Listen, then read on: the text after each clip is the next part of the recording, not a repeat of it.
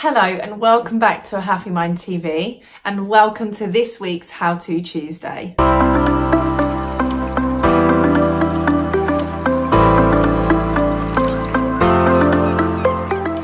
This topic is really close to my heart because for a lot of my 20s and my whole life, if I'm honest, I really struggled with this.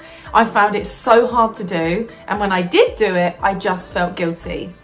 So How To Tuesday this week is all around how to say no. Do you struggle with saying no to things?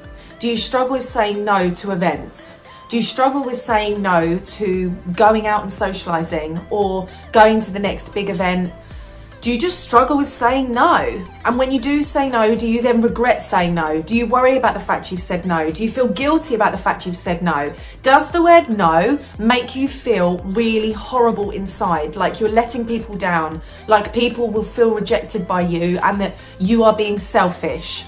This video is for you. If you feel any of those things now or you have done, because this How To Tuesday is my way of reminding myself and all of you how to say no. The first piece of advice I want to give you around this topic is saying no doesn't make you selfish if you're saying no for the right reasons. So this is my first tip for you. If you are saying no for the right reasons, then you should not feel like you are being selfish. For example, if you are saying no because you are unwell, you are run down, you've had a really busy day, you haven't had time to eat, you haven't had time to have a shower or a bath, you feel like you are neglecting your own needs, or you just don't feel the same energy that you want to bring to that event.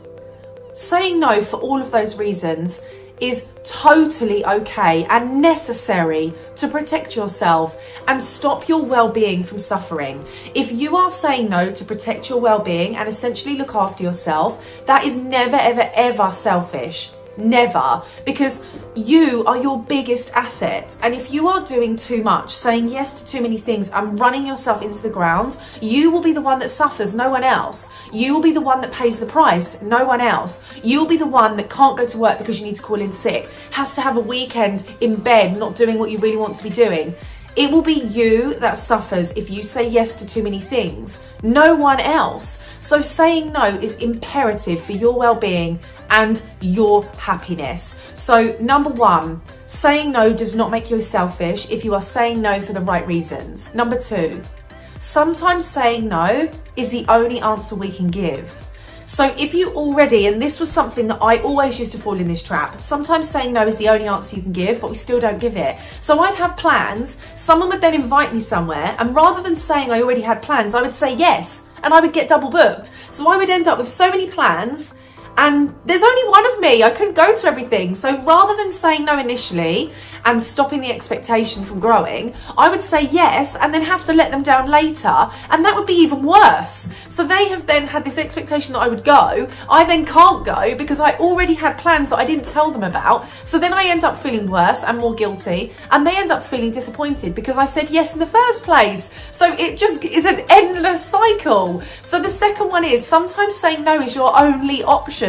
If you already have plans, something is already happening, you've already said yes to something, or your plans are to spend time on your own and relax, then saying no is your only option. And you can be really honest about it, and you can say, look, I've already had plans, I'm already doing this, or whatever you want to say, but don't say yes if that is not an option. So for me, this was huge, and now it's made such a difference, because if I just simply say that I already have plans, they can still have a great time, and I am not letting anyone down because I've been honest from the beginning. So saying no sometimes is the only option. My next top tip for you. Saying no can actually mean yes. I know. So sometimes saying no can actually mean saying yes. Now, this is a perfect example of priorities.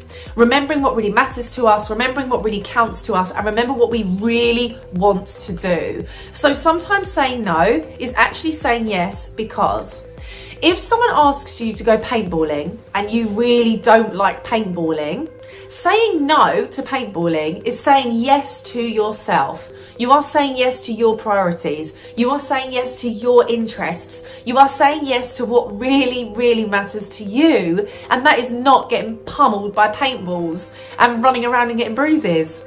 If you are saying no, but that means you are saying yes to your own priorities, your own needs, and your own favoured activities, that is just as positive. So really think to yourself when you are saying no and what you are saying no to. Because if you're saying no to doing something that you just really don't want to do, then you are saying yes to yourself and you are giving yourself the priority. And so often we don't do that. When we say yes to everything, we're putting ourselves last. We are making ourselves the bottom of our priority list and we are putting ourselves down. So sometimes you need to say no to give yourself a boost and remember that you matter. You are important too, and you should be your priority. Number 4, sometimes you have to say yes, but you can still protect your energy.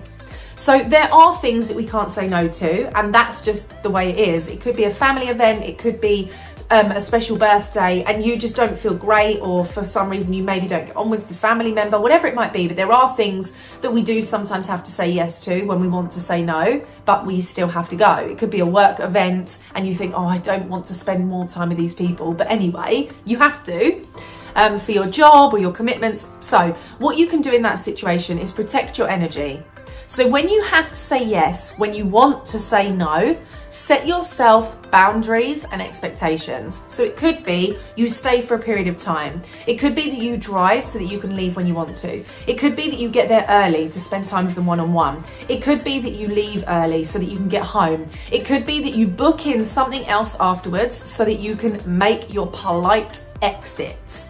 When you have to say yes, when you want to say no, it's really important that you set your boundaries and intentions before you go into that arena, before you go into the event. I keep thinking now of the going into the lion's den, but you know, it's because that's what sometimes it reminds me of when I think I don't want to say yes to this, but I know I have to. So I go in and I visualize this arena and I think, okay, what can I do to make sure that I can still get out and I can still protect my energy? That's really important, because there are times, and let's face it, we can't say no to everything and live in a box. You know, we do have to sometimes go to events that are put on for us or celebrate us. It could be a work Christmas party, whatever it is, but it's about protecting your energy. My last one, you can always change your mind. You can always change your mind. So if at the time someone asks you to do something and you just don't have the greatest energy, you're not feeling great and you don't feel great and you know, you're just not sure, you can say to them, look, at the moment, I don't know if it's going to be possible because I'm just not feeling great. I need to make sure I look after myself. But if I feel better by Friday, absolutely, I'll let you know. So you can always change your mind, but you need to be very clear about your intention to change your mind and make sure they understand that. So if you're invited to something for the weekend on Monday, say to them, look, right now I'm feeling so tired, I've got such a busy week, can I see how I feel on Thursday and let you know? Great. So leave the door open, but don't overpromise and underdeliver. Do not overpromise and underdeliver. So you can change your mind, but remember to always set the bar lower and then raise it, rather than set the bar high and have to lower it, because you then still get left feeling guilty, they get left feeling disappointed, and we go back to that vicious cycle, which we don't want. So how to say no is something that we should all be really liberated by. And remember that saying no doesn't make us selfish, and it doesn't mean that we are a bad person, but you have to sometimes say yes to yourself. You have to remember that you might already have plans. You have to remember to change the expectation. You have to remember that your well-being counts and you are your biggest asset.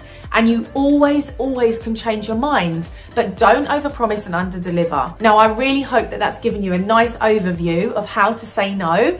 And I would love to hear your questions on this, because my experience of saying no was a real struggle, and I really struggled with saying no, and I really struggled with not being a people pleaser and doing absolutely everything under the sun.